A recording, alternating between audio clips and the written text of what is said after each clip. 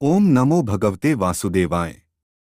सच्चिदानंद स्वरूप संपूर्ण जगत की उत्पत्ति, स्थिति और विनाश के कारण तीनों प्रकार के तापों आध्यात्मिक, आधिदैविक और आधिभौतिक का नाश करने वाले भगवान श्री कृष्ण को हम कोटि कोटि नमन करते हैं। यह कथा है श्रीमद्भागवत महात्म्य की, जहाँ भक्ति स्वयं अपने दुख और पतन की कथा सुनाती है और देवर्षि नारद के जीवन में एक अद्भुत मोड़ लाती है।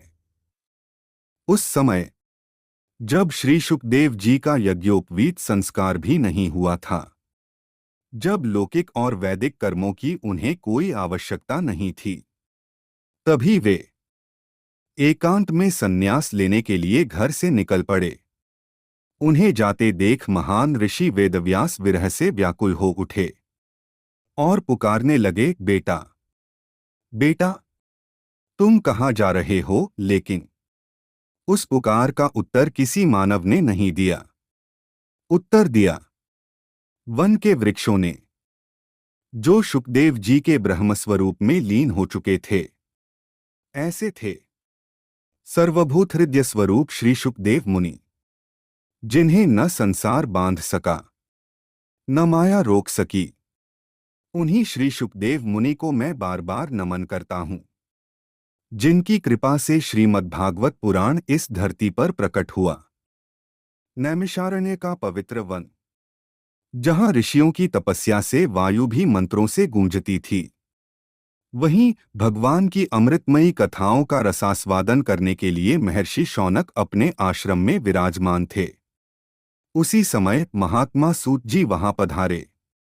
शौनक ऋषि ने उन्हें सादर प्रणाम किया और अत्यंत विनम्रता से प्रश्न किया, हे सूत जी, आपका ज्ञान अज्ञान के अंधकार को नष्ट करने वाला है।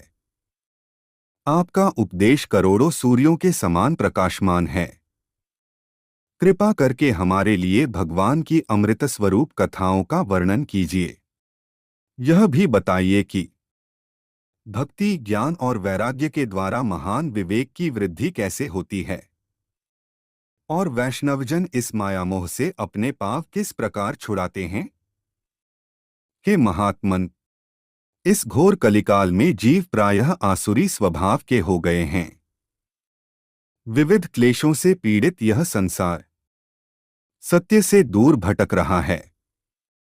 ऐसे समय में इन क्लेशों से ग्रस्त जीवों को शुद्ध और दिव्य, देवी और दैवी गुणों से युक्त बनाने का सबसे श्रेष्ठ उपाय क्या है? शौनक ऋषि के प्रश्न गूंजते रहे और समस्त ऋषिगण सूत जी के उत्तर की प्रतीक्षा करने लगे।